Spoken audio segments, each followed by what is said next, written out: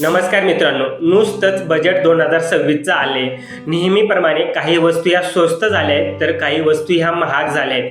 आजच्या ह्या व्हिडिओमध्ये आपण त्याच वस्तू जाणून घेणार आहेत, कोणत्या वस्तू ह्या स्वस्त झाल्यात आणि कोणत्या वस्तू ह्या महाग झाल्यात. त्यामध्ये इलेक्ट्रॉनिक ज्या वस्तू आहेत त्या स्वस्त झाल्या आहेत, त्यामुळे आता नवीन स्मार्टफोन किंवा लॅपटॉप घेणे अधिक सोपे होणार आहे. अजून काही स्वस्त वस्तू झाल्यात त्या देखील आपण जाणून घेऊ.